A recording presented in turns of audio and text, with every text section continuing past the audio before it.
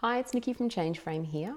I'm just working through a series of specific case studies and examples to give you a better idea of the types of situations where Change Frame has really added value for people.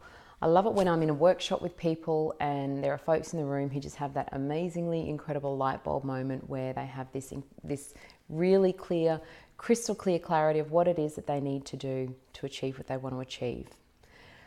So the story of Jack. Jack had been in his job for nearly 15 years. It wasn't a job that he loved, but it wasn't a job that he hated. For Jack, this particular job, it just kept things ticking over. He wasn't overly stretched. He wasn't really taxed in what he was doing. He was working totally within his comfort zone, which for him was ideal. It meant that he didn't have any stress. He was able to be there for his family whenever he wanted to, with kids, etc. So life was ticking along quite nicely. There were occasions where for Jack he'd think, I wonder if there's more. No, this is good for me. This serves what I need right now. As happens for many people, however, for Jack, his company started to do some reorganisation. And it started to become clear to Jack that part of this reorganisation would most likely lead to a redundancy for him. So thankfully for Jack, he had a little bit of time to get his head around this. So what we were able to do with the change frame process was first and foremost to get Jack to be really clear about where he wanted to be with his work situation. So whilst he'd coasted along, he wasn't in any stress for many years, but he wasn't really stretching himself. This almost felt like the universe giving him a little kick up the backside and an opportunity to say, hey mate, where do you really want to be and what do you really want to be doing? So Jack's kids had started to get a little bit older. They were a little bit more self-sufficient. So he felt a little bit more comfortable maybe moving into a place where he could challenge himself a little bit more. So with having this potential redundancy around the corner, what Jack did then was really do some just reflection within of where it is he wanted to be. So the process with change frame, the first step is getting clear, crystal clear on your real why. So for Jack, where he arrived at with his why was he really wanted to be in a job working for a company where he felt valued, but he also felt some degree of challenge.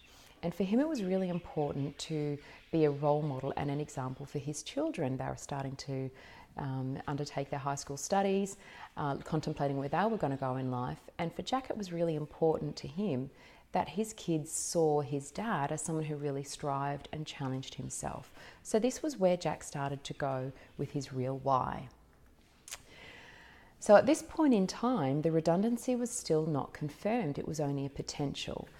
But Jack just found himself with even so much more, motivation even for his current role, regardless of the uncertainty that lay ahead. So having got really clear on the fact that he was really looking to actually step things up a bit, kick it up a gear for himself, make sure he was not just coasting too smoothly through life. So in doing so, we went through the change frame process where we do the reflecting forwards in the first instance. So for Jack, that was about reflecting forwards to what does life look and feel like for him when he's working for a company that's challenging him in a role where he feels valued and challenged. So he started to identify some very specific things, which were really tapping into what it is that make Jack tick. So, and in doing that, what became clear for Jack was he really loved the challenge of problem solving. And really, around pulling people and resources together to work out how they could really work together to get to an outcome. What started to emerge was a picture around project management, that Jack had a bit of a natural flair, not necessarily having worked specifically as a project manager, but looking at all of the things that he valued and that he enjoyed and that he wanted to see and feel in this new life, they started to look like a project management role.